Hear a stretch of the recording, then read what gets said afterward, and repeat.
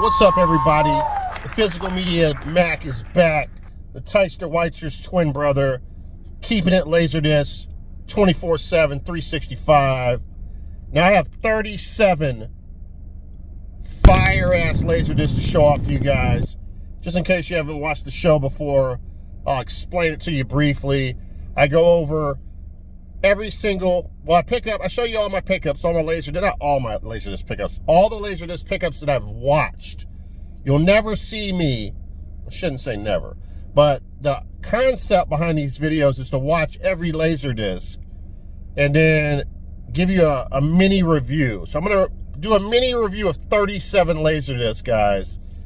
There's some crazy, insane, badass, trashy-ass films in this crate sitting next to me to the right. And yeah, so let's get started.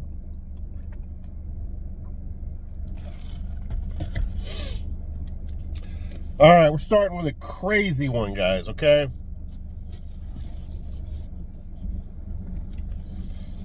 Now,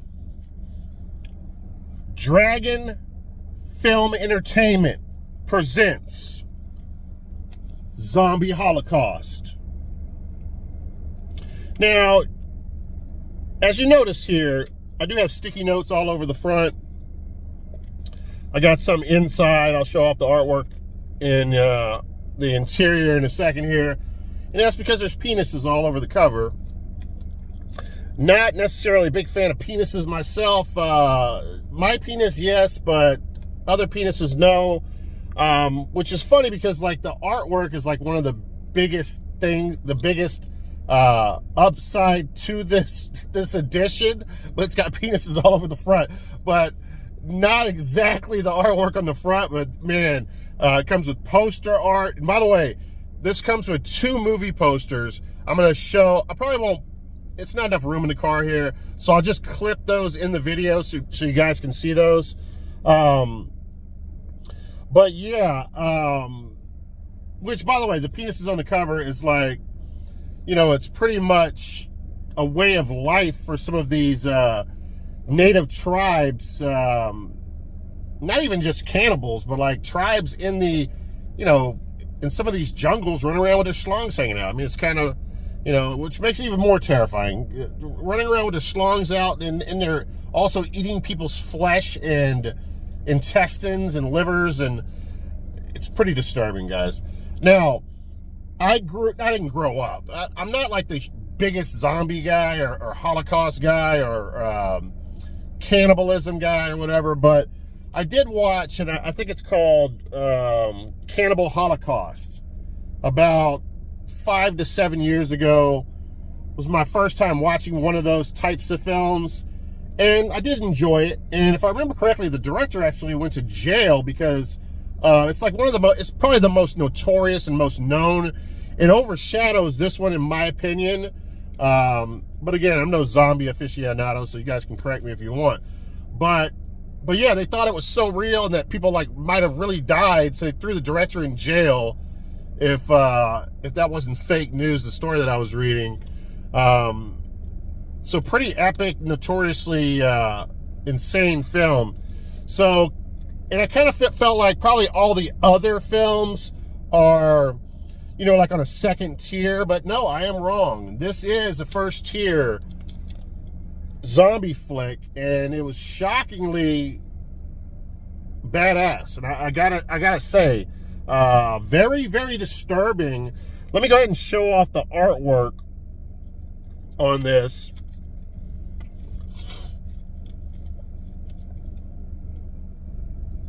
And, you know, we got some kabunga knockers on the back of it. But, I mean, the artwork is insane. Now, you'll understand what I'm saying when this edition is known for its artwork.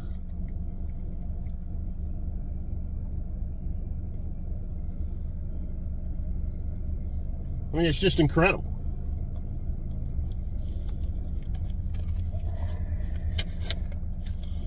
And let me see, is there no nakedness back here? You guys can see the artwork on there.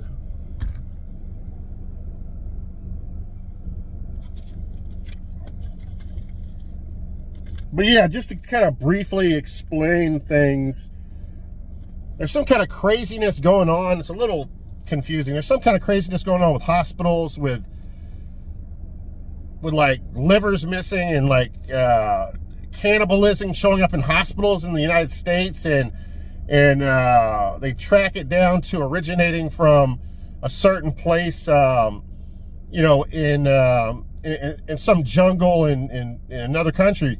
So these doctors go there to try to figure out what's going on, and then they basically meet this mad fucking doctor over there.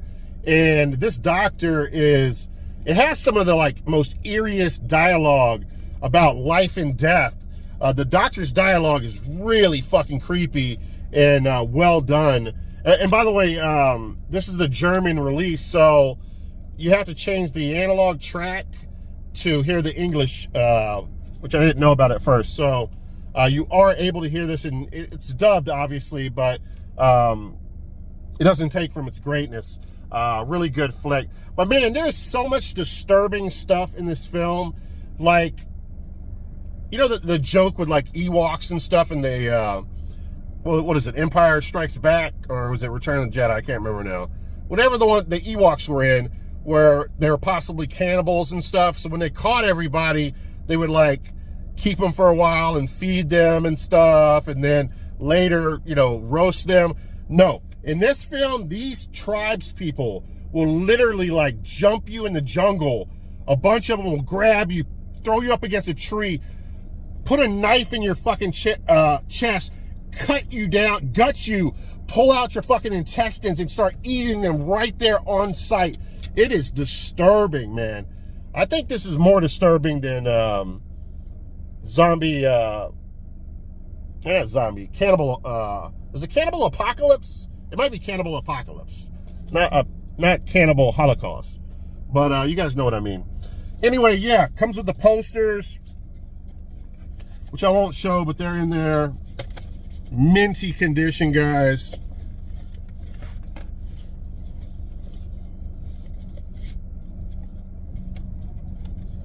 Oh, also, man, there's lots of, let me see what notes I got written on this. Or was it Jungle Holocaust, the other film? Fuck, I'm butchering the name probably. It's either Jungle Holocaust, Cannibal Holocaust, or something of that nature. But anyway, I'm just talking about Jungle Holocaust, that's all. Break a window in here.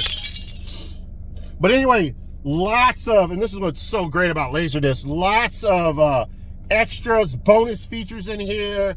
It shows lots of clip art from the film, and it just rolls like on a reel. You just see clip art come, disappear, new clip art pop up.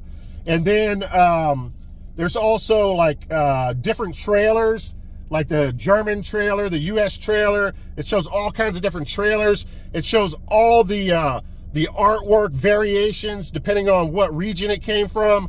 A really badass edition. This will cost you a fortune to buy, unfortunately, but I was able to get this off of Whatnot actually for a pretty good deal.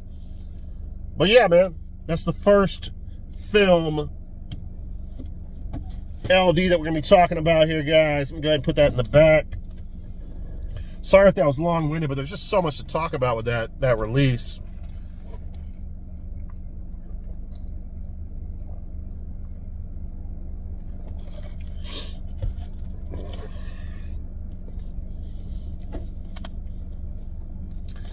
All right, this one surprised me. I mean, I did obviously pick it out from a Whatnot show, so I kind of had a feeling that it might be a little bit trashy and kind of right up my alley. Search and Destroy. Let me go ahead and take the cover off here, the plastic off here, so there's not so much sheen on it. But anyway, yeah, Search and Destroy. This was a really dope film, man. Really kind of shocked me how good it was. Now, the problem with this is it did have some disc rot, in my opinion, audio rot or whatever. It had some problems where the audio was fucking up, the picture was fucking up. Whether that's disc rot or not, that's to be determined, but it's still a problem. So I'm going to have to look into this, investigate whether this is a rotter, and And also, this is a MCEC Virgin release, guys. Or I just got unlucky and maybe, I don't know, it's warped or humidity got to it or whatnot. Now, so basically in this movie, they have this this lab where they're doing like testing for military stuff, and you know, they're basically testing germ warfare. So what ends up happening is the terrorists go into this military facility. Hold on one second. All right, so anyway, these terrorists break into this military facility, and then a special forces team has to go in there and try to, you know, try to free the hostages and get these guys out of there, because this chemical, you know, it's chemical warfare. So the terrorists end up releasing the chemical, and now the terrorists are infected with this germ warfare. The special forces are, and then it's also released out into the town, and this is like small town America. So basically the government makes the decision to quarantine the whole area and to kill everybody. All the residents that live in that community, kill everybody. The special forces, the terrorists, moms and pops stores, everyone that lives there in that little small town. So this chemical, this germ warfare, makes you like really aggressive and stuff. So now all of a sudden the townspeople, and these are some tough ass motherfucking townspeople, a lot of badasses live in this town. So now they're like forming like militias.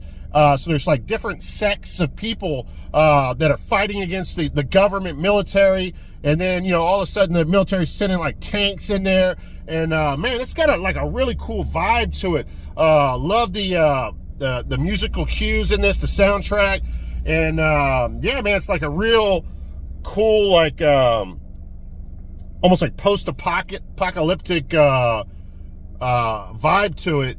And you know, it's like just missing like the smallest thing to make it like a really epic classic cult film. I don't know what that thing is, but it doesn't matter. It's still really cool. And yeah, highly recommend this one, man. This is a fun film. Definitely go out there and try to find yourself a non-rotter. But yeah, man, cool shit.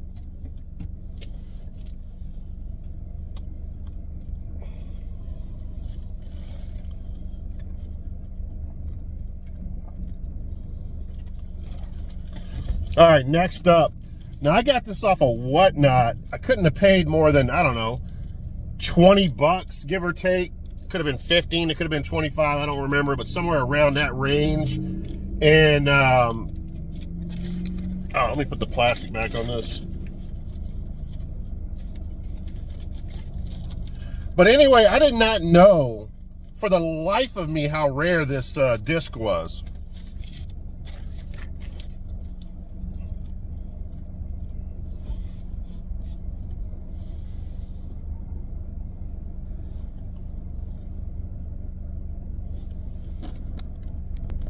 All right, I'm at a car wash, by the way, so I got people walking behind me.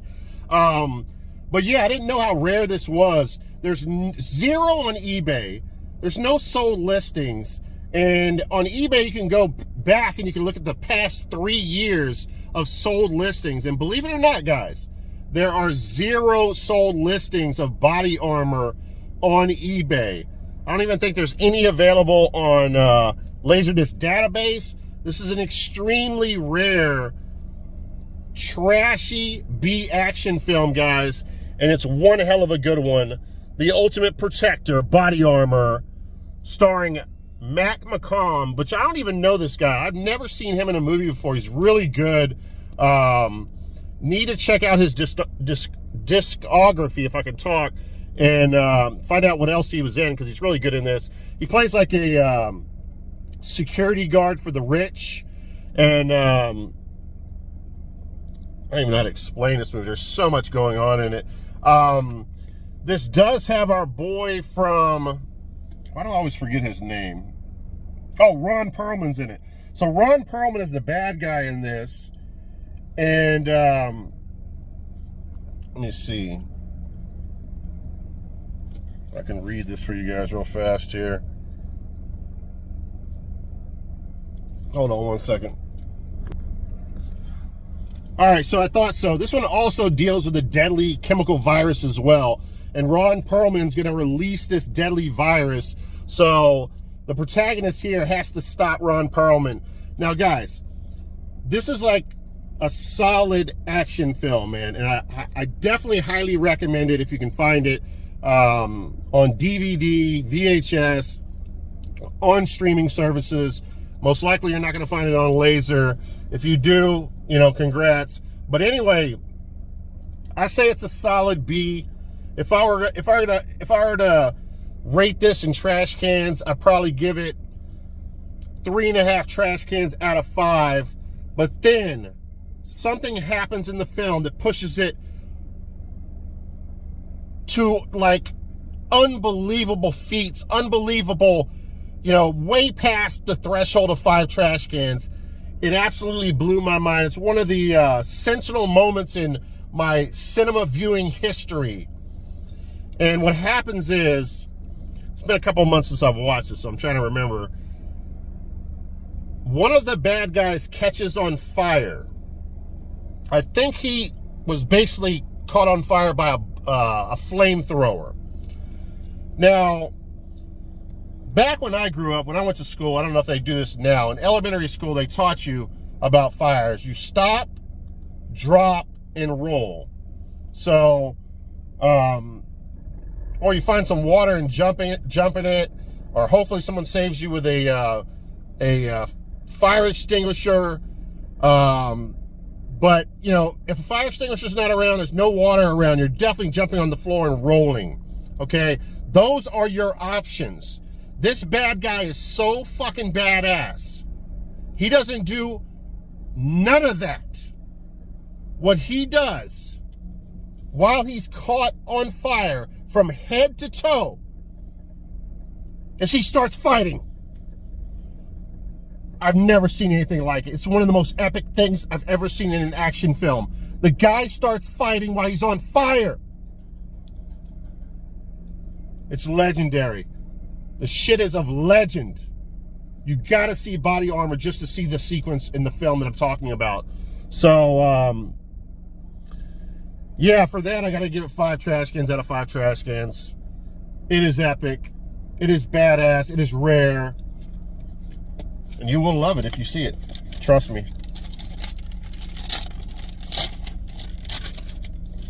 I'm a student of trash, I will tell you. I will not lead you astray. I will not lead you amok. All right, here we go. Why is this? I might have so much trouble with this.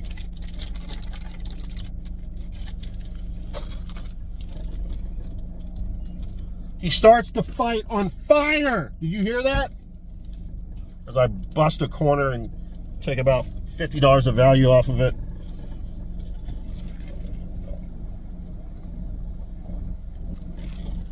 All right, gotta get pumped up here.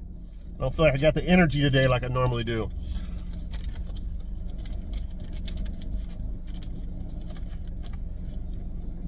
Yeah, what you looking at? Your damn golf cart. All right, next up here, man, more epicness here. We have Food of the Gods Part 2. I'm a big fan of the first film. I can't remember if I saw this previous to my viewing of this, before, you know, spinning this on Laserdisc. But either way, I don't think I did. This is great, man. It's all about, you know, scientists doing experiments on, I can't remember what the goal was. The goal is to, I think, to stop world hunger.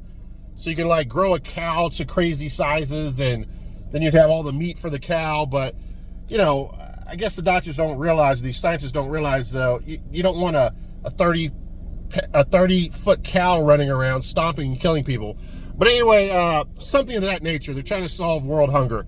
But anyway, these rats end up getting into this chemical, and now you have these massive sized rats running around killing everybody. Really cool creature feature.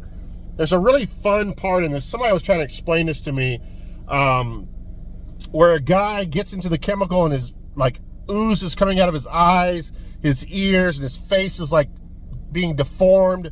And it's something about aspect ratio, someone was telling me. But you can actually see someone with a pump. You can see the pump gun. And you can see them pumping into a tube, the ooze, in the left corner. So it's like, it's pretty, I mean, it's a train wreck to be able to see something like that. But I guess it has to do with the aspect ratio. I'm not sure, but it was really fun noticing that. But anyway, yeah, man, Food of the Gods, you can't go wrong. Part 2 is really fun. Part 1 is a classic. Definitely check these out. Some of the best creature features or critter features you'll ever see.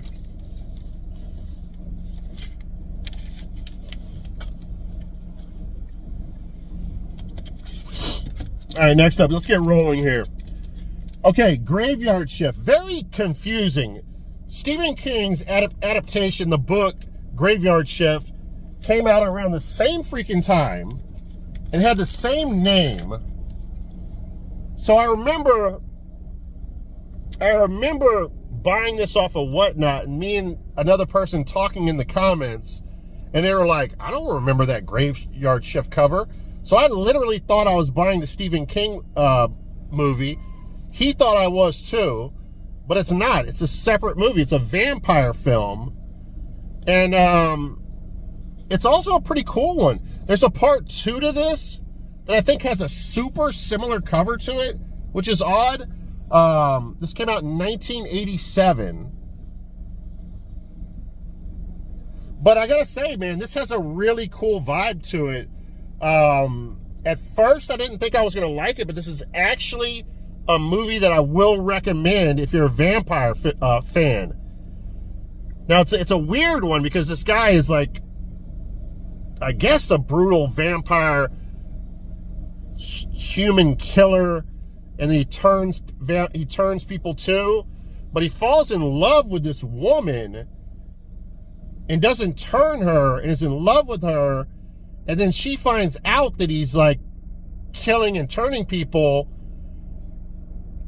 and so then they have that, you know, this confrontation between both of them occurs, and yeah, some interesting things happen. And the end of this movie is pretty cool as well. So yeah, definitely recommend this. Very obscure vampire movie. A lot of people have not seen. Definitely check it out.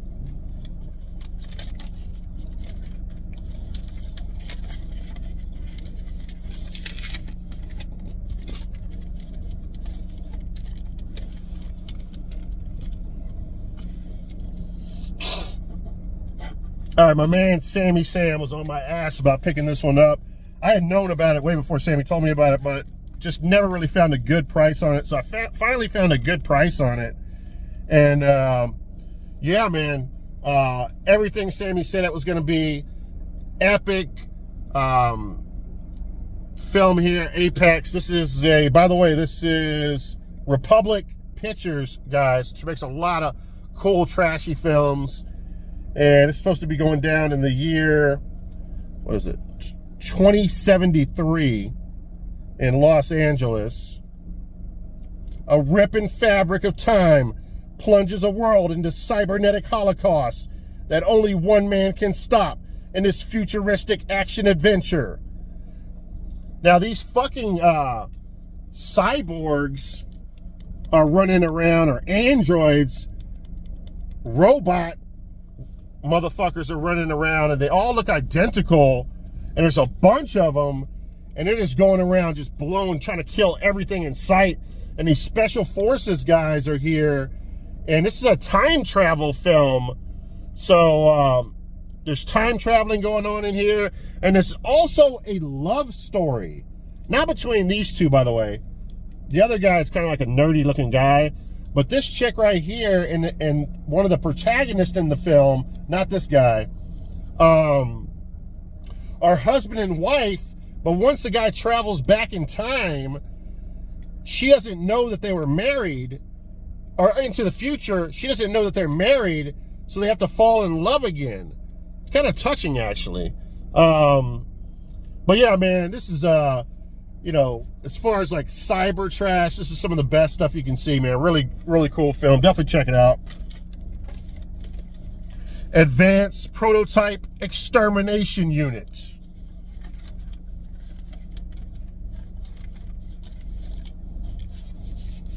The dialogue's really funny in this film too. This white guy's like a real tough, badass dude, and there's like a black guy that's a real badass dude as well, and they're like talking shit to each other the whole fucking film. All right, some of you might know I've been getting really into the Amityville movies. The Amityville franchise in general is one of my favorite franchises in horror of all time. They, so you had Amityville 1, which the iconic house is in, right? You got Amityville 2, which I believe the house is in as well. And then Amityville 3, I can't remember if it's the house or not. It might be. If it was, that's the last of the house. And then after that, it was all about objects that were taken from the house, right? Sold in like a garage sale and, you know, traveled all around the United States or all around where someone picked them up and brought them to their house. And then the Amityville spirit or ghost or presence lived through that, whether it was a lamp or whether it was a mirror or whatever it was. And there's like 3 of those films, and they're all trashy as hell, and they're all badass, and they all have great sound effects, or not sound effects, great practical effects. So this one is Amityville 1992. It's About Time, and this one has the clock on it. Or the clock is the haunted presence in this one, right?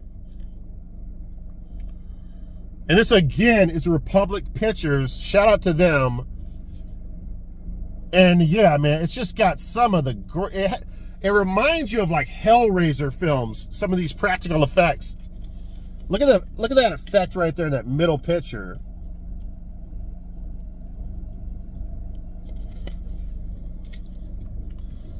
Now, I did learn from this... this has some disc. So another thing that happens with Laserdisc, not just disc rot, there is disc warping, where, you know, the Laserdisc could have something sitting on it for a long time and it becomes warped. I never really looked at this one in detail to see if it was warped, but I had issues. It kept freezing up, like the end sequence on my Laserdisc player. So I have a Marantz in my living room that I watch most of my Laserdiscs on. And it's a good player, but it doesn't handle warpage very good. So you take this and put it in... So basically what I did is I took this and I put it in my Elite player, and it had no issues. And then I was like, well, maybe it's because it's an Elite player. Then I put it in like a lesser Pioneer unit that's... you know, kind of like a standard unit, nothing too fancy, and it had no issues as well. So this has some warpage, and that's something you will encounter if you collect Laserdisc players, but some Laserdisc players handle it better, so it's something to keep in mind. But yeah, I just adore these Amityville Objects films, man. They're so fucking trashy and so fun. Definitely check them out.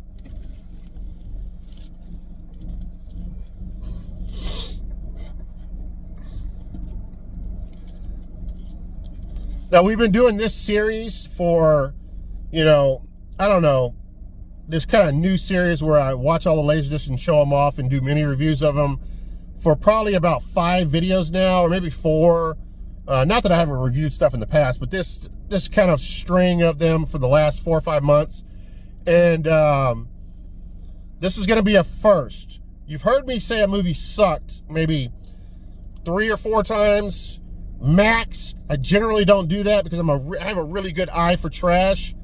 But this is the very first time this has ever occurred. I never finished watching this movie because it just sucks so bad. I'm not gonna lie. I had problems with this film and it just bored the shit out of me. And shockingly enough, it has Maxwell Caulfield. It's a good actor.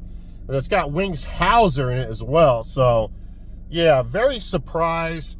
I almost feel bad saying what I just said to you guys. I'm probably going to give this a watch again, at least finish it off. But I don't think that anything can happen in the last 30 minutes of this movie to change my mind. Just did not appreciate it. Did not think it was a good film. Or definitely not the kind of film that I like.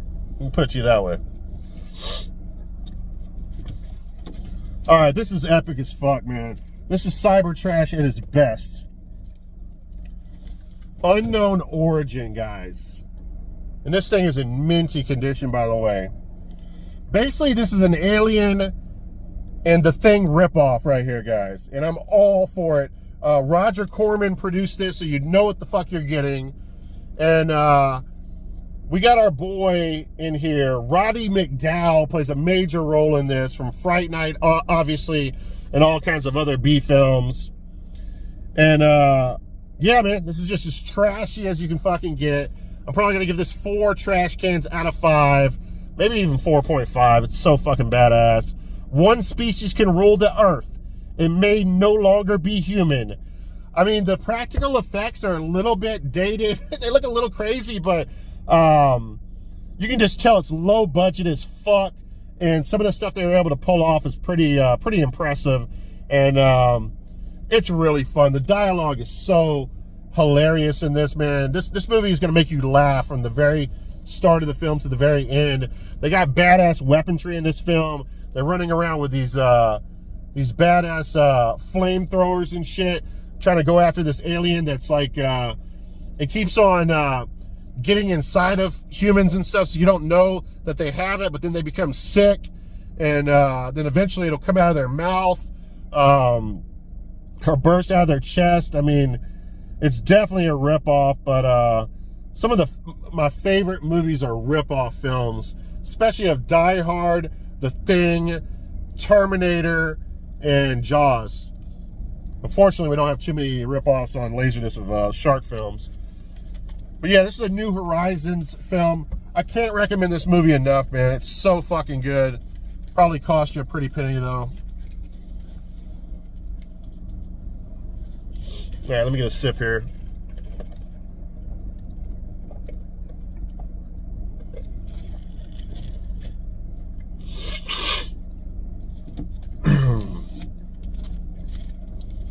All right, if you like raw fucking films that are just like, you know, punch you in the fucking gut, and there's literally no joy to the film at all. It's just so depressingly depraved and sadistic. This is going to be the film right here for you. Now, sure, I've seen William Devane in a movie or two over the years, but never really thought anything too crazy about him. But in this film,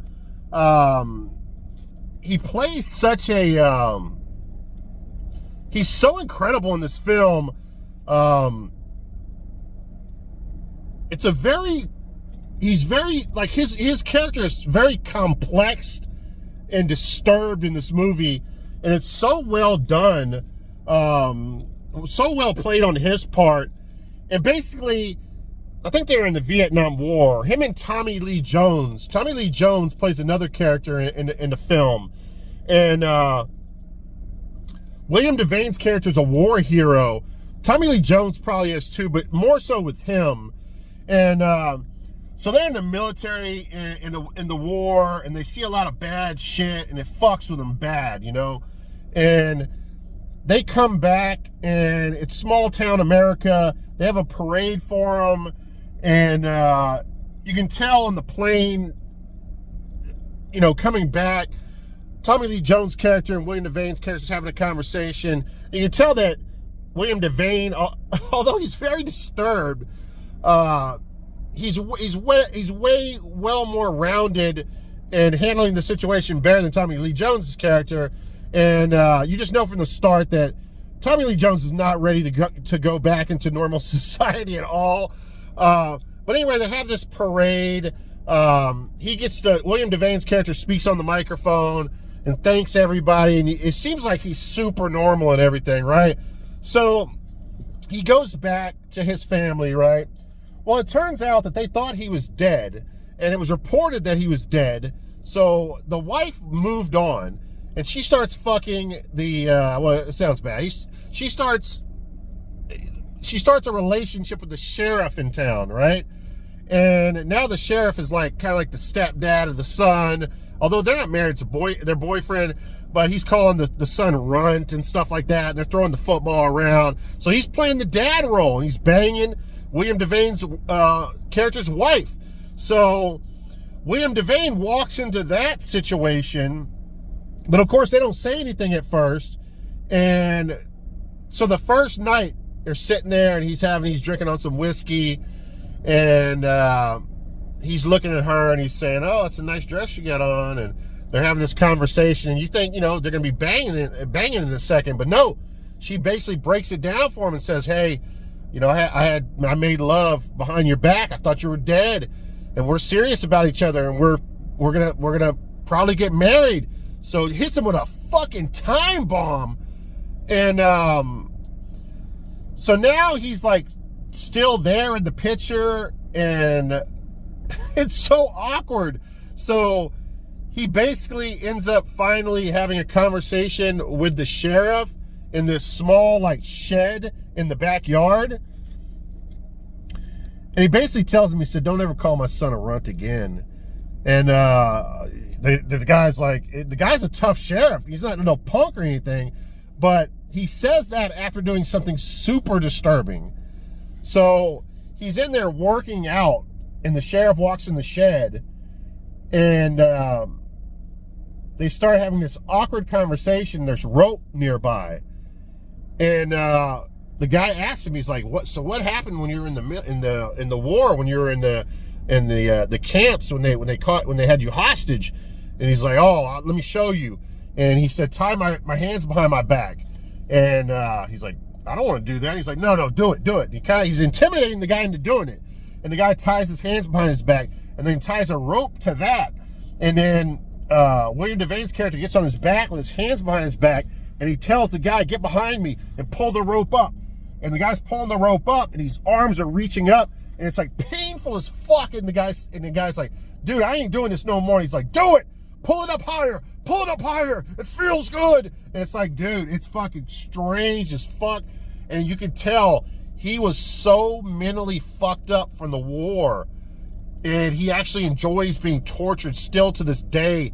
And instead of whooping the guy's ass for fucking his wife, what he did to him with that torture sequence fucked the other guy up so bad. It fucked him up way worse than you could have fucked him up with beating his ass up. Let me just put it to you that way. What's it called? Tarantino has been quoted saying he loves this film. It's a great revenge film. Basically, what happens is they home invade William Devane's character's house, these fucking baddies, and they end up killing his wife and son. And then they're basically, I forgot, very important, he's given like all this silver, like thousands of dollars worth of these silver coins for being a war hero, but the town gave him in the ceremony. So these baddies find out about it, and William Devane, you can't do shit to torture him. You can't do anything to make him tell you where this silver's at. But he's not thinking at the time that his family might just come home from the grocery store or whatever. So he's basically saying, "I ain't telling you shit." They end up putting his hand in a garbage disposal, and it chops his hand off. But he still won't tell him shit. That's how much of a badass he is. But anyway, they kill his wife and kids, and it turns into a revenge film. Must see. One of the baddest, awesomest, rawest films I've ever seen in my life. Definitely check it out. William Devane's, he plays this so fucking cool, man. So epically badass. All right, I took way too much time on that. Let me try to roll through a couple of these.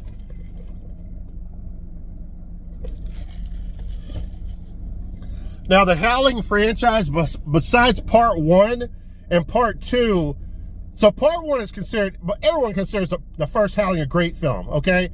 The second film is so bad. It's one of the worst films of all time that's so bad that it's great. It's got Reb Brown in it, and it's a class. It's a cult classic, top tier cult classic. The rest of them people shit on left and right, but I actually enjoy much of the franchise, and no different from this one. Howling 6, and what I like about the Howling films, they at least try to change it up from film to film, and this is the first Howling film that brings a vampire into the mix. So now you have vampire versus werewolf. Now I will say, Howling 5 did not show the werewolf enough. I still enjoyed it, but it did not show. And the cover on Howling 5 is so amazing. You want to see that cover shot of the creature in the film, but you don't really get that too much. The transformation scenes in this one are a little bit left to be desired for. They're not enough. It's almost like he only half turns into a werewolf. He's got a bunch of hair on his face, but still has kind of a regular face.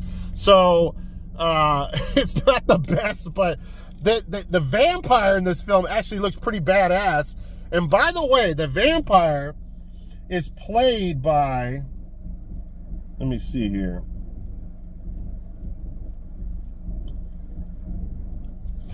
Am I not going to be able to see this? Oh, Bruce Martin Payne. Now, Bruce Payne was the baddie in Passenger 57.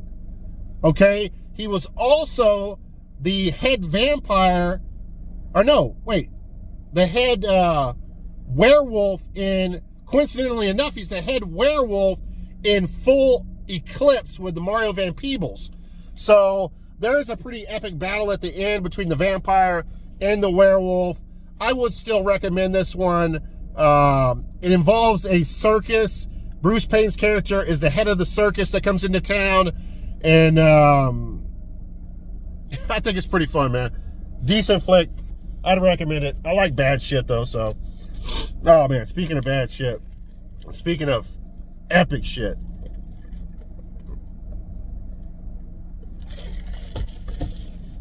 let's save that one for and I'm going to talk a lot about this. I need to move through some of these more fast.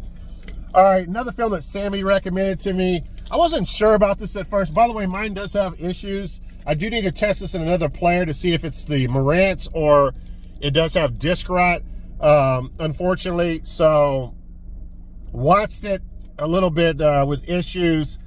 I was kind of wondering, what bothers me about this movie is there's so many dream sequences, and I know it's called Deadly Dreams, so it makes sense. But I didn't know if it was trying to be like a Freddy Krueger clone, a Nightmare Elm Street clone, or what was going on in it.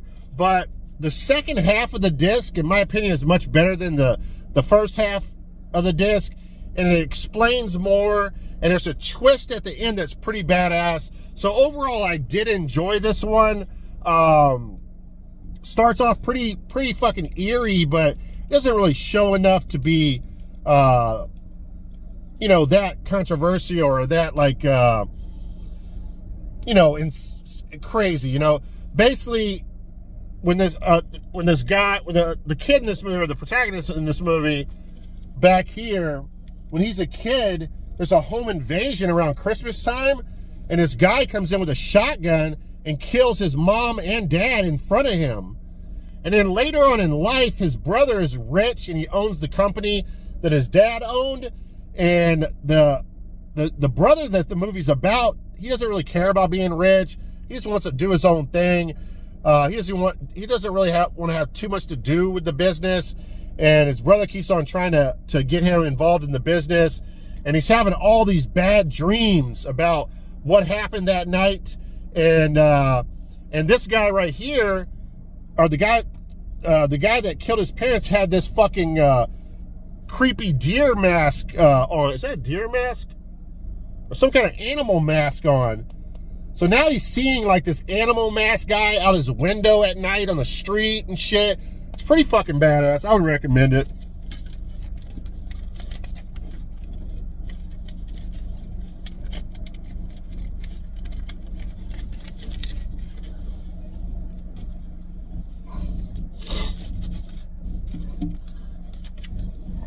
All right, unfortunately, this one it's not as good as the last one for sure.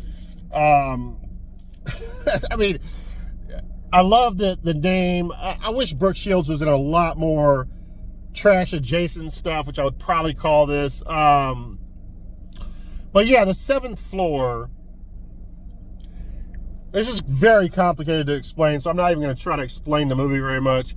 It's kind of a futuristic condominium building, but to me, to be honest, the set is not very well designed to me. It doesn't really feel like it's futuristic. I don't think they did a good enough job on the set. If it had like a really cool like Poltergeist 3 condominium building, it would have been a lot better of a film, I think. I don't mind Brooke Shields. She's hot as fuck. By the way, shout out to Brooke Shields. She's got mosquito bites, right? And she did not like fake the funk ever and get fake breasts. Not that there's anything wrong with fake breasts, but I kind of like the fact that she kept the mosquito bites and still super attractive. But yeah, anyway, yeah, the set design was lacking in my opinion. And, but anyway, her husband dies at the beginning of the film. And then there's like this company that there's a chick there that bangs like everybody to get ahead. And she's a shareholder. The other chick's a shareholder. Somehow she gets, majority control of the company and kicks her out. And, she has this condominium. She lets a guy that works there at the office building, but he's got like this past where it's so hard to explain, guys. I mean, this movie, like, I was zoning out watching this film. It's not horrible, but in the end of the movie, basically, this crazed guy with this ulterior motive ends up trying to kill her in this condominium tower. I'm not going to recommend it. If I can't even explain to you what the fuck's going on, it's probably not that good.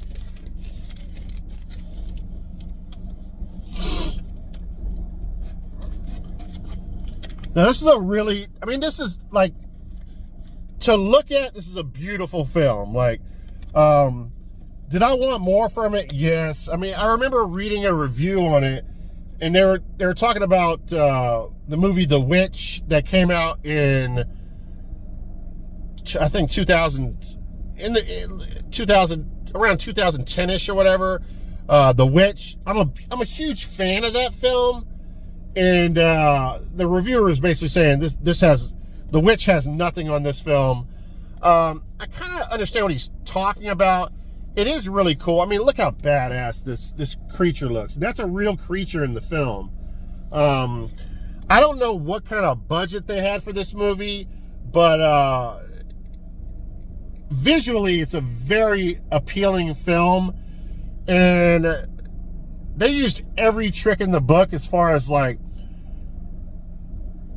this movie, it's almost like if you dropped acid and watched this movie, it'd probably be the best way to watch it. I mean, it's got so many like crazy like sequences where you're looking, you're like, what the fuck is going on? It's like a special effects like masterclass for someone that didn't have a lot of money. You know, it's like a lot of the stuff is really dated, if you know what I mean. But Eyes of Fire, it's basically a witch story where this group of people, they're going to hang this witch and kill this one guy. I guess they consider him like a warlock. And one of the witches stopped it with her special powers. And they left that town, jumped on a ship, and then traveled into this area where, like a forbidden area where Indians are at. And, you know, this Indian burial ground and all kinds of craziness. And then all of a sudden these, I guess you'd call them tree spirits. A lot of these creatures originate from the trees. It's interesting. Like, I could tell a lot of people would love this film.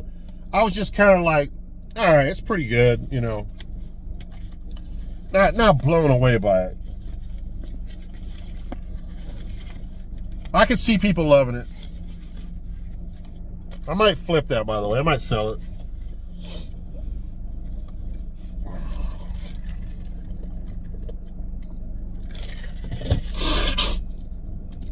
All right, next up here, guys, we got Street Wars, 1991, directed by Jamal Faneca. And remember, Jamal Faneca directed all of the penitentiary films, which I'm a big fan of. I own all 3 on Blu-ray, I believe. And yeah, man, pretty cool. Basically what happens in this film, it's a pretty epic movie, man. Street Wars. So basically there's this drug dealer, right? There's a family. The older son is a kingpin drug dealer. I don't know if they're in Los Angeles, something like that. I don't know, Compton or whatever the fuck. But anyway, they want the younger brother to not be in the drug trade, I think. And they're putting him in school. And he went to aviation school or aviation academy. So he learned how to fly planes. And this aviation academy, I don't know what these planes are called, but they're small planes. But they can literally fly like thousands of feet in the air or hundreds of feet in the air and stuff. And they're like real planes, but they're miniature. And the outside of them are open. So you're like, you know, I mean, you might have like a glass shield in front of you, but it's like open where you can like shoot guns from it and stuff, which I will talk about in a second. So he ends up graduating top of his class, right? And then in the interim of him going away to like the top Air Force Academy, right? He goes home and he's kind of hanging out in the block again and fucking with this chick. The chick's in the drug game, and he's meeting with his brother, and his brother's up to no good as usual. Anyway, his brother ends up getting killed. And so the younger brother ends up taking over against and basically they're like, he's a kingpin, and they have these meetings with all the other like lesser kingpins in all of the communities around the state or around the city that they're in. And his brother was the kingpin. So he takes over that role as the kingpin, and he's basically using like his knowledge of school and stuff. He's like, nah, we're gonna be legal within 3 years with my business plan. But he's still like very ruthless and stuff. So they end up coming up with the plan to get revenge against the gangs that killed his brother. And they end up using these planes. He gets a hold of like more than one. He gets hold of like 3 or 4 of these planes, and he gets a friend of his from the Naval Academy to come down and help him. And then he teaches the gang members how to fly planes. And yeah, this movie is a must watch. You guys have to check this one out, man. Really cool film. Some of it makes no sense. They're flying over the ghetto at nighttime. How they know where the enemy's at, I have no clue. They're shooting with Uzis out of these planes. They could be killing women and children. There's like women and children jumping behind cars. It's so fucking insanely funny. But yeah, recommend this one, Street Wars. All right, we'll go quick with this one. This one did not blow me away. Death Before Dishonor. And basically,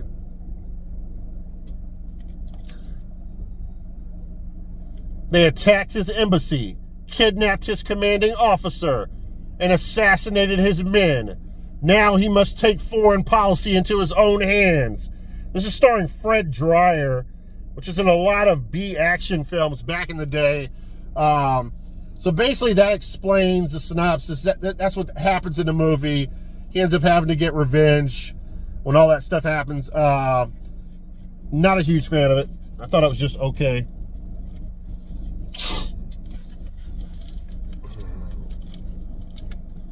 All right, now this is on a level, in my opinion, with like the William Devane film, right? Or, you know, something like, let me think of another good one. Something like in the grounds of like a Friedkin film, like Sorcerer. That's kind of up close to that tier. I don't know if it's on that tier, but close to that tier. People have been telling me about this movie for years. probably my favorite role that James Caan has ever done, and that's Thief. No, this is not a trash film. This is actually an epic, amazing movie. This is written and directed by Michael Mann, produced by Jerry Bruckheimer, musical score by Tangerine Dream. I mean, are you fucking kidding me? All three of those things said, I mean, it is the perfect formula for success there. Now, guys, it's really smart for them to put that cover art in there. Basically, James Caan is a thief, right? And he's known for breaking in to the most advanced safes, and basically a diamond thief, you know? He can get into any safe. You know, he's an expert at that. And he's got someone that can produce, you know, like if there's not a drill that's strong enough, or equipment, blowtorches strong enough, he's got a guy that he can go to that'll customize equipment for him to do the job. Now, but this scene right here where you see him with the welding glasses on and the sparks behind him is a perfect cover for this movie, because I was mesmerized by the sequences where they're breaking into the safes. The way it is shot is incredible. I've never seen a movie shot so fucking well. And it is like tantalizing. Your eyes are just like entranced by what is going on with the sparks flying from the metal, how they pulled off these sequences in this film. I have no fucking clue. It's a miracle to modern movie making. I'm telling you right now, guys. Oh, by the way, this is oh shit, I thought it was a trifold. I almost ripped it in half. Or a bifold. I'm wrong. But anyway, he ends up getting robbed, right? And basically he goes down to, he finds out who did it. Or he finds out someone associated that might know, or I think he was associated with, and threatens his life. And that guy goes to his boss, which is a kingpin of all kingpins, right? Like way more than the guy from Street Wars. We're talking about the king of all kings. Well, you know, not the king of all kings. Y'all know what I mean, right? But anyway, just a badass. And this guy, this kingpin, sets up a meeting with James Caan's character and gives him the money back. But there's a catch to it. He's like, I would like you to work for me. And James Caan is reluctant to do it at first, but he makes a crazy ass offer, and James Caan thinks about it and decides that he'll do like a certain amount more for him, like 2 more jobs or whatever. So he ends up doing a couple jobs. They go well. Does a 3rd job, and it's like the biggest heist of all time. It's crazy. Does that. The guy says he's not going to pay him all the money, and that he's still on the hook. He's got to work for him some more. James Caan doesn't like that. He threatens his family, and it turns into a revenge film of all revenge films. Check it out. It's one of the best movies I've ever seen. We'll set that to the side. Speaking of one of the best movies I've ever seen, this might be one of the best B-action movies I've ever seen in my life, and I'm not lying to you. It's in minty fucking condition, this Laserdisc. It's called Hard Justice with David Bradley, one of the kings of B-trash films. And this is not PM Entertainment, but this is even more PM than PM Entertainment. I'm telling you, it's very reminiscent of PM Entertainment. It's a fantastic piece of trash, guys. Charles Napier is the baddie in this, man. He's so great in this film. And I'm not even going to get into the story on this because I know we're running long on this. But basically, a prison break happens. And basically, David Bradley's character catches the baddie in the beginning of the film after some amazing like sequence in a warehouse with cars exploding, and ends up arresting him, but ends up killing the hostage. He fucks up. He does the wrong move, and so he has to live with that.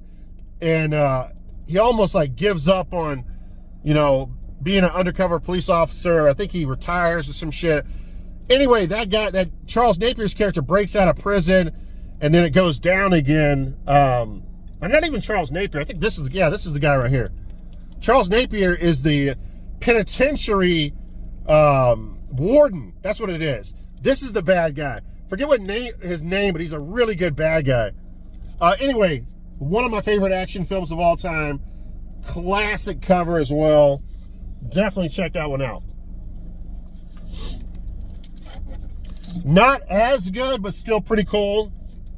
This is along the lines of, what is it? Maximum Risk with Jean-Claude Van Damme and Bourne Identity. Another amnesia film where he actually works at a bank, Bosworth, and he gets hit by a car leaving work one day, and he gets amnesia, and then all of a sudden he's trying to figure out who he is again, and he finds out that he has a dark past, and that he went to the penitentiary, and that he's involved with this this biker gang, and so he's got to uncover his history and try to figure out who the fuck he is. And yeah, Vidmark trash, guys. 1995, definitely recommend it.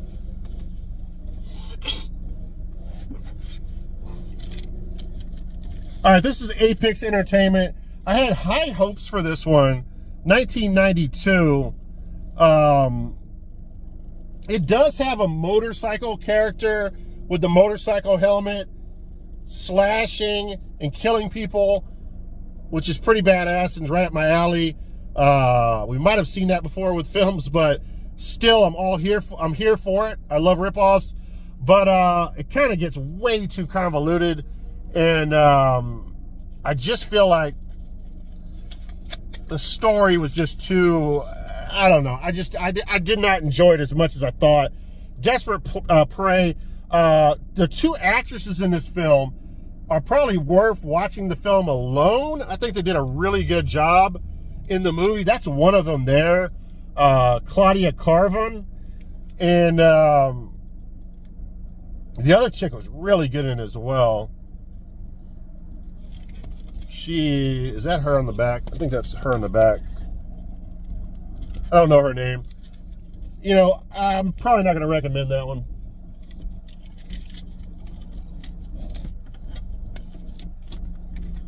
All right, next up here, we got Nature of the Beast, starring Lance Henriksen and Eric Roberts. Another one of the B action actors, king of B action actors right there. Eric Roberts, I don't think he gets enough respect. He's done so many cool films over the years. And Lance Henriksen as well, moved from the A movies to the B movies over time. And they're definitely on even keel, both of those guys.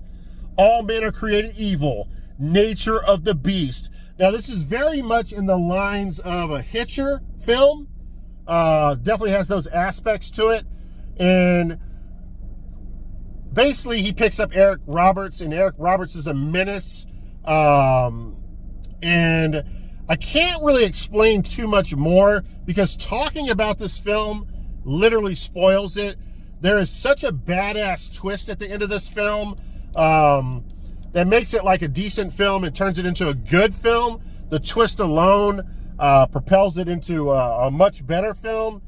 And yeah, definitely fun. I would recommend this one, Nature of the Beast.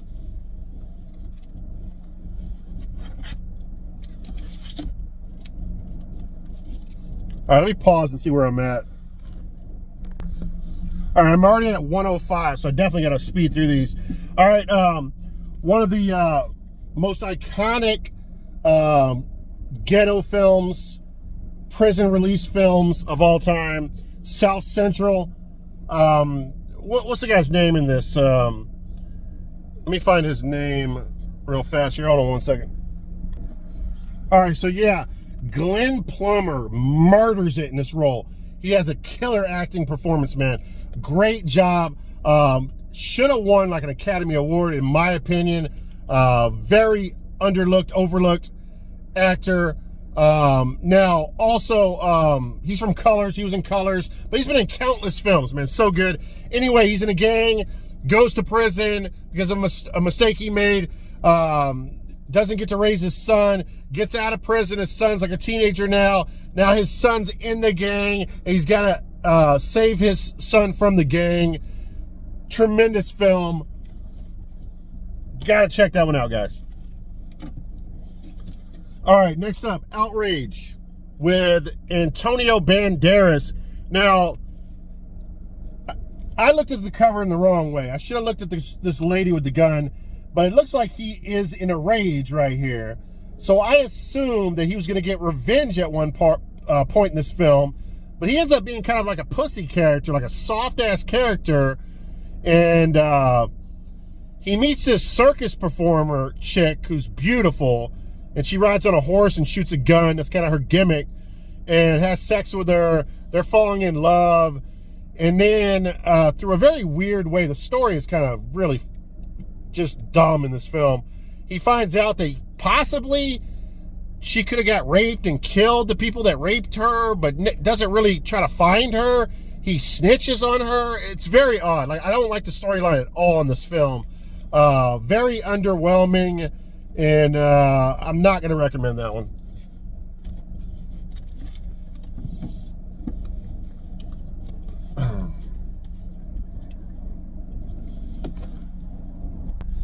All right, guys. Directed by Rennie Harlin of Die Hard fame, I believe. And Charles Band produced this. Full Moon. So, I mean, come on, guys. Two of the most iconic film directors and producers of all time. The special effects are really cool in this film. It's a prison horror film, basically. And, you know, another one of those stories where the guy gets killed in prison or executed in prison, but he didn't deserve to, so he needs to get revenge on everybody that was a reason for his death. And yeah, fun film. Definitely check this one out.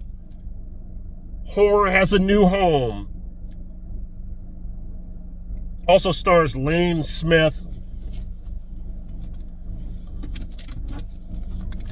Another revenge film here. This is really cool. I love the cover art. Look at the cover art on this.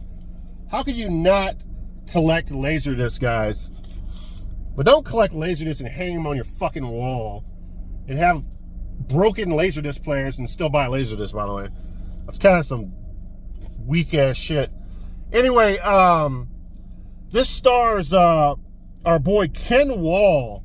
Now, my mom used to have a huge crush on Ken Wall. He used to be in this television series called Wise Guy. I don't know if you guys remember that, but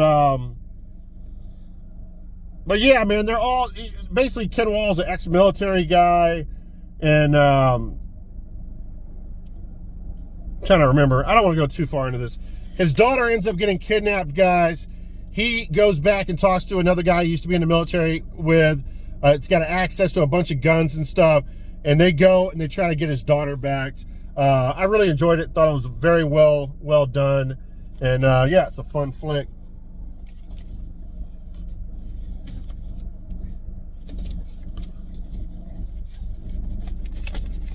All right, I wouldn't say this is trash, sci-fi, cyber trash. It's more cyber trash adjacent, maybe.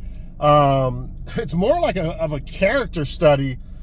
These guys, you know, these people are on this spacecraft, right? And they have to escape to a life pod because the ship is attacked and the ship blows up for some reason. And then, you know, eventually, you know, they're going to run low on water, food, oxygen, and they're trying to get out of there, and they start turning on each other. Actually pretty good. I'll probably give a soft recommend on this one. I had a decent time with it. There is an epic sequence, though, where they're like cutting this guy's leg off, which is really great. And his reaction is timeless. Might want to check it out just for that decapitation scene. I know I'm going to run out of time. And I don't have, I mean, I spent an hour deleting stuff on my phone this morning.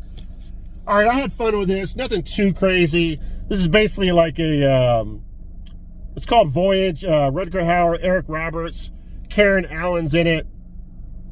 And they meet, these guys are rich, and they have a yacht, and they meet Eric Roberts, and somehow he invites them onto their boat and becomes a part of their vacation, which they did not want him to be a part of.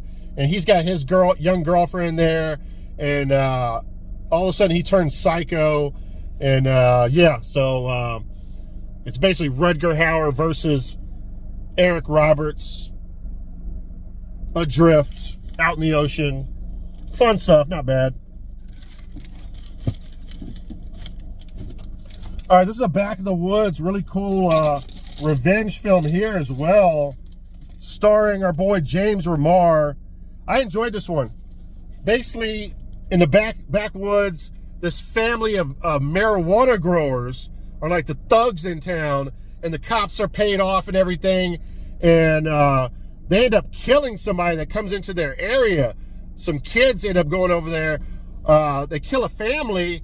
One of the kids survives, and James Remar is from like another town, but like grew up there, and ends up coming back there, getting back with his lost love or whatever, and rekindling their relationship, and ends up getting involved in this, and ends up helping that young kid who's still out in the woods. And a young kid out in the woods like has been trained very well by his parents, so he knows how to survive, and is a real badass kid. And Remar's a badass as well. So they go up against the marijuana growers, the thugs, and yeah, some cool baddies in it. This is a cool baddie right here. I recommend that one. Definitely check that one out.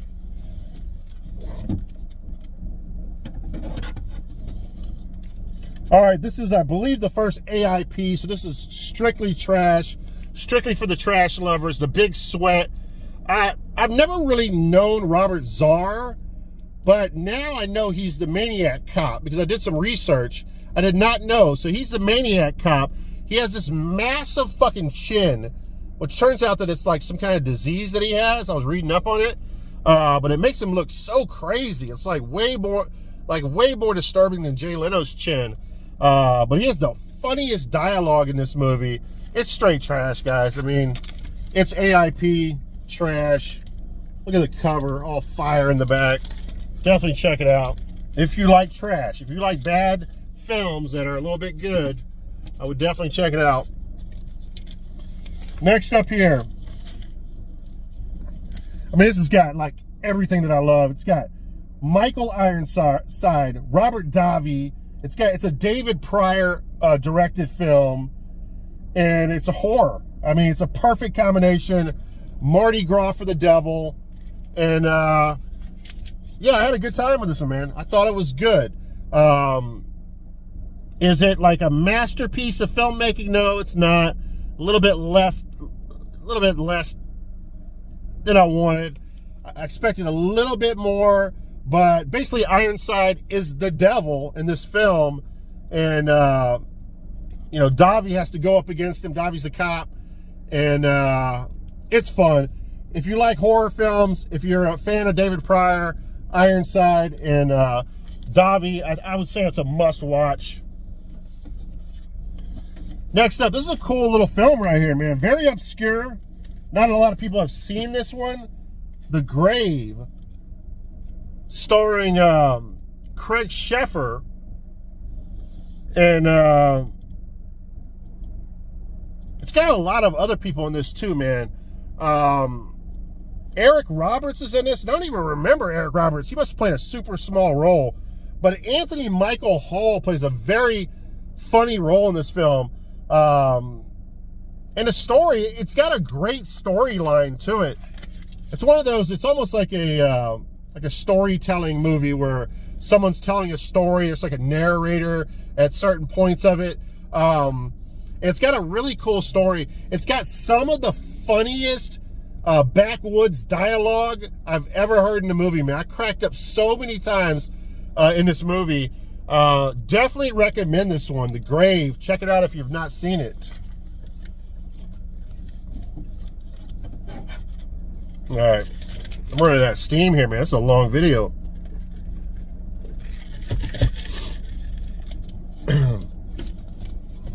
All right, next up, we have a little bit, I usually don't do the spicy stuff. And that, to be honest with you, it's not really even spicy. It's kind of a drama, Bad Love. It's got Tom Sizemore, rest in peace to him. And basically, he's a young guy, and he's trying to get his shit together. He's living with his brother. He gets kicked out. He's got nowhere to live. He meets this chick, gets involved with her, and she just got out of a long relationship, and he becomes this crazy obsessive guy, which is this hilarious scene where he's takes the sheets off the bed. She'll like go to work and he'll be at home like house cleaning. He takes the sheets off the mattress and he's noticing cum stains on the mattress. So he's like studying the cum stains and he's like wondering who. It's so fucking weird. He starts reading her diary, finding out who she's been with, and she comes home and he's like giving her a hard time about the cum stains on the bed. And then he goes out, which is the most like loser thing in the world. He goes out and buys a new mattress after they have this huge fight, and buys a new mattress, throws the other one away, and then like a couple of days later, because he's so broke, these loan guys knock at the door, force their way in and steal the mattress while they're in the bed, take the mattress from him because he basically put the mattress on layaway. It's so fucking funny. I don't know if I recommend that one. I mean, who knows? You might like it. All right, Frank Zagarino, man. One of the kings of trash. I really enjoyed this. We're running out of time, guys. I'm not going to get into the synopsis of these films anymore. Never Say Die. Basically, this is kind of like, I'll get into a little bit of it. It's one of those movies where, like David Caress, you know how they start these compounds away from everybody, and one of the guys acts like he's Jesus and brainwashes everyone and has sex with all their wives and stuff. It's one of those films, right? And what's the guy? Billy Drago is the baddie in this. He's acting like he's Jesus. He's got this compound and stuff. Anyway, the military comes in to kind of stop things, and he ends up killing the military when they land in the helicopter and confront him. And now the military goes in there. Fred Zagarino is just a guy in town that was in the military with Frank Zagarino, so he knows what a nut he is. He ends up trying to help out, but the military doesn't know who the fuck he is, so they're against him at first. And basically, it's him and the military against Frank Zagarino in the compound. Really good film. Highly recommend it. Definitely check it out. So I wasn't going to talk about it, but all right, next up, I own this factory seal. This is Blood Fist 6. So I finally got an open copy of it. This is a Vidmark release, and let me see. Basically, just in a nutshell, there's police corruption. Now he's on the run. He's like an undercover cop, I believe, and the police are now after him. And really good stuff. I'm a huge fan of the Blood Fist films, guys. I highly recommend this one. I highly recommend seeing all of the Blood Fist films. I think I'm missing 3 of them now in my Laserdisc collection. But I was not disappointed by this one. There's a huge manhunt out for him. And it's good shit, man. Definitely check it out. Sorry I'm not talking too much about these, but I gotta go, guys. There's only so much time I talk about Laserdisc. All right, next up, we got 3 left here, guys. Now,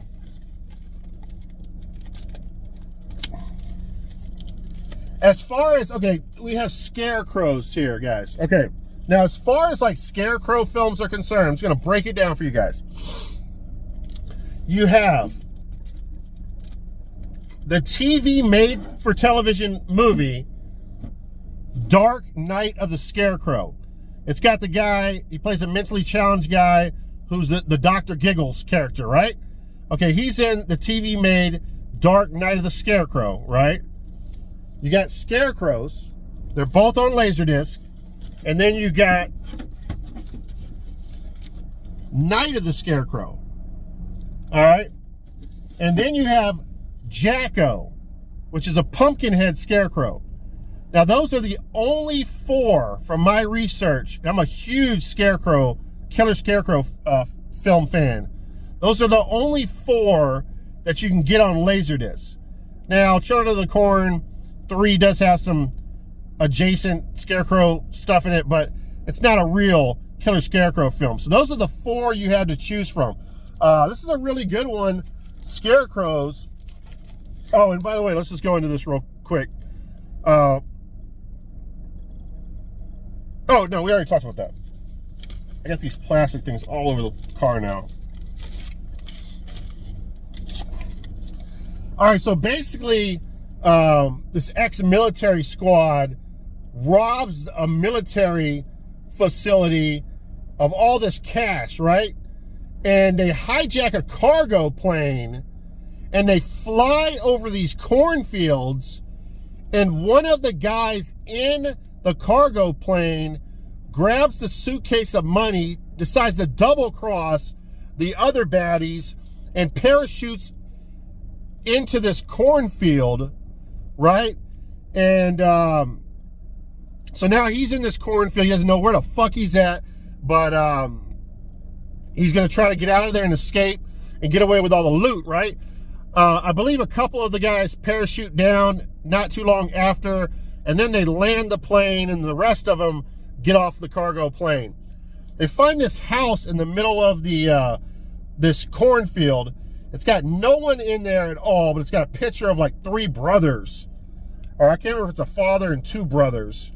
And there's some hints of maybe some devil worship things going on, possibly in the house or whatever. And they got these creepy looking scarecrows. There's 3 of them, like all around the house, you know, in the cornfields and stuff. And anyway, these scarecrows come to life and start terrorizing these criminals that stole all this cash. So while they're looking for him, the scarecrows are looking for him, the scarecrows are going after the other ones. They end up like getting into that house, and then all of a sudden scarecrows are breaking into the house. Really fun film. I highly recommend it. Just an epic looking cover there. Now, you will find other Scarecrow films, but these are like on their own tier, and the rest are on a lesser tier. Decent example here. I got this from Goodwill not too long ago. A sampler, Dark Harvest 2. The Maze, it's one of the worst movies I've ever seen. I couldn't even finish watching it, so bad. But this came with the first film, Dark Harvest, and it's so bad that it's actually good. So it's a decent Scarecrow film. And there's more out there, but there's not going to be too many better than the ones we're going to talk about right now. Now, next up, in the second to last movie here, we have Night of the Scarecrow. This is one of those films based upon a family is doing bad and stuff and not able to grow crops, and kind of like a deal with the devil type of situation where they end up, I think they end up killing somebody or something like sacrificing somebody. Yeah, that's what happens. They end up sacrificing somebody, and the family is they keep it hush hush. It's a secret, and so all of a sudden, people start dying, and it turns out this person that was sacrificed as a scarecrow, they put him on a cross and stuff and killed him as a scarecrow, dressed up like a scarecrow. He starts coming back and killing everybody. And this is the only thing that I hate about this film is the Scarecrow character is so fun in this movie that they should have made sequels to this fucking film, because I think he was that good. He actually has dialogue. He says like funny lines before he kills people. There's one sequence where he like metamorphosizes. That's the best word I can think of. Out of like a haystack, like just appears out of a haystack. There's a guy like sitting next to the haystack, and he looks at the guy and he's like, "Hey there." I start cracking up. It's one of the funny sequences in the fucking film. But he's got all kinds of great lines in the movie. So I wish there was sequels of this. But anyway, you know, this guy comes into town and gets mixed up into all this stuff. The sheriff is involved. The sheriff's brother is the main guy, kind of trying to hide that they killed this guy. But this is one, they're both epic Scarecrow films. Really enjoy it. I do need to pick up Dark Knight of the Scarecrow, which I'll be doing pretty soon, so I'll have the perfect trifecta of Scarecrow films. Now, last movie here, guys. I'm sorry there were no trailers in this movie. I don't have time for that bullshit. Next up here, the last up here, guys. Now, B films are famous for having the most incredible covers of any movie. Then when you watch the movie, it's terrible, but so terrible that it's pretty good. This is not the case. The movie is as badass as a fucking cover, guys. Breeders. Okay? Now, fuck these notes. I don't even need notes, guys. Now, this creature here flies here to Earth on an asteroid with some chick. I don't know if she landed first or they're on the same asteroid. I think they're on the same asteroid. It's very odd. They never explain the chick, because the chick looks human, but she's got half her face burned and she doesn't know English and stuff. So she's probably from the planet. Well, yeah, I mean, yeah, that's a good assumption. She's from the planet, but obviously she's a different species, more of the human race. I'm thinking in many aspects that maybe she's kind of a way to lure humans to her, so the breeder can attack and kill and rape. So that is part of it, I think. Now, so this thing lands at next to an all-girls school. I think it's a school for like high school age girls, or maybe fresh out of high school. And this movie is so hilarious. It's got some of the best dialogue of any film I've ever seen. Any B action, okay, if you were to give trashy awards, let's make up a category. The trashy awards. This would be 5 trash cans out of 5, without a fucking doubt. The fact that they have not made 2, 3, 4, 5, and more of these films is one of the most mind-boggling things of all time. This breeder, there's almost like these catacombs underneath the school. He's going and attacking and bringing these chicks down into the catacombs or basement, or these sewer system beneath the school, and he's literally trapping them, I guess after having sex with them. They don't want to show the sex sequences, but he's trapping them in these cocoons of sperm. So there's cum all over this movie. There's cum everywhere in this basement, and there's all these young ladies trapped in cum. And so it would have been perfect in a sequel to see, because you don't see any of the breeder babies born. So I thought it would be a badass movie to have breeder babies as the next film, breeder babies coming out and killing everybody. But they did not do that. But you know, it's a sad thing, but at least it's one of a kind, and it makes it even more of a cult classic that they only made one film. Listen, for a low budget, or I don't know how much money they spent on this, for a medium budget film affair, I gotta say, this is one of the baddest ass looking creatures in a B movie that I've ever fucking seen.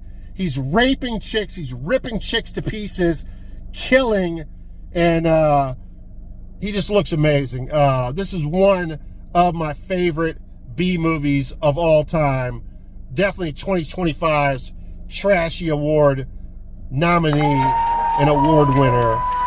If you have not seen Breeders, you have to check it out. It is an absolute cult classic. And yeah. All right, guys, that's it, man. I am burned the fuck out. That was a lot of Laserdisc, and I got shit everywhere.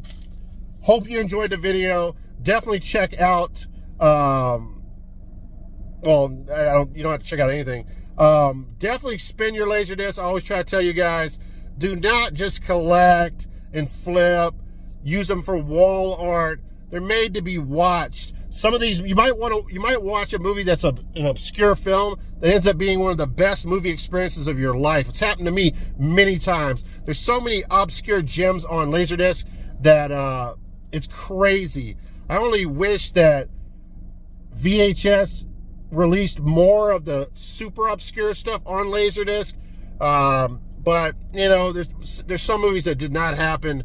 Now, my other huge wish is to start re-releasing new Laserdisc movies. That would be fucking badass.